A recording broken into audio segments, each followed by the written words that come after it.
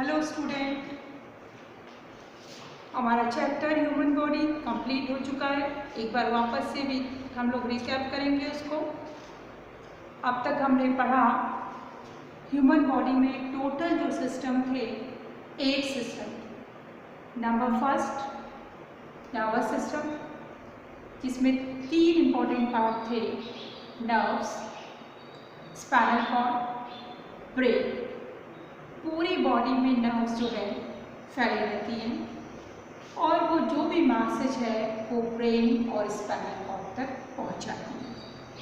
Second system था skeleton system.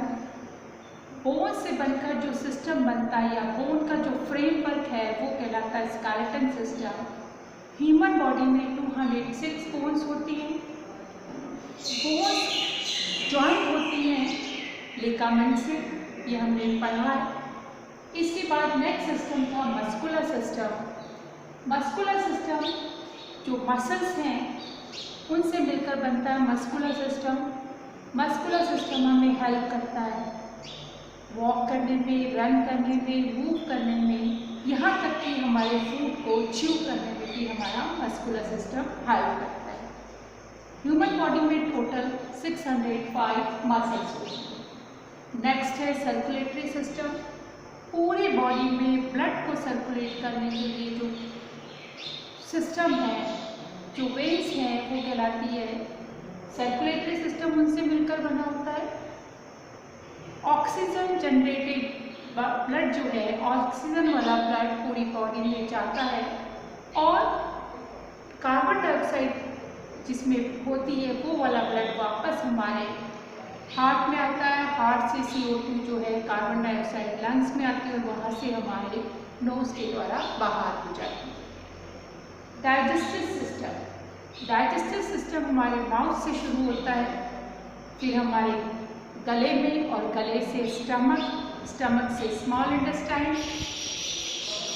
हमारा जो खाना है उसको च्यू करके हमारे दांत शुरू करते हैं उसको च्यू करना, उसको ग्राइंड करना।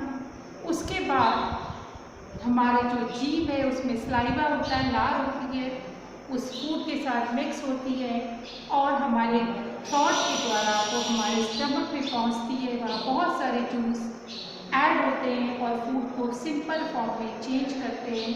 वहाँ से फूड स्मॉल इंटेस्टाइन में आता है और वहाँ से जो है हमारे ब्लड में होता हुआ पूरी होल बॉडी में हमारा फूड पहुँच जाता है। लार्ज इंटेस्टाइन में वेस्ट प्रोडक्ट जाता है। जो भी फूड में वेस्ट प्रोडक्ट है वो लार्ज इंटेस्टाइन में चला जाता है। वहाँ से हमारे एक्सक्रीटरी सिस्टम से वो बाहर निकल आता है। नेक्स्ट है ब्रीथिंग सिस्टम, जिसका अदर नेम है रेस्पिरेटरी सिस्टम। ब्रीथिंग हम शुरू करते हैं नोज से, ठीक है। हमारे नोज के नोस्ट्रल होते हैं, उसमें छोटे छोटे हेयर है, वो डस्ट और जर्म्स को एंटर होने से रोकते हैं। वहाँ से लंग्स में एयर जाती है, ऑक्सीजन वहाँ से हमारे ब्लड में शामिल हो जाती है और होल बॉडी में फैल जाती है। CO2 जो है हमारी बॉडी में जो CO2 निकलती है वापस लंग्स में आती है और उससे नाक से हम लोग उसको बाहर एक्सहेल कर लेते हैं। नेक्स्ट सिस्टम है रिप्रोडक्टिव सिस्टम। रिप्रोडक्शन होता है अपने जैसे ओन पैदा करना, यंग वंस पैदा करना, कहलाता है रिप्रोडक्टिव सिस्टम। रिप्रोडक्टिव सिस्टम में जनरली 2 टाइप के रिप्रोडक्शन होते हैं। एक में डायरेक्ट बेबी को पैदा होता है, बेबी रिप्रोड्यूस होता है, और दूसरे में बेबी जो है वो एग द्वारा निकलते हैं। जैसे कि काउ, डॉग, ह्यूमन बीइंग भी एक सिस्टम ये हो गया जहाँ डायरेक्टली बेबी प्रोड्यूस होता है।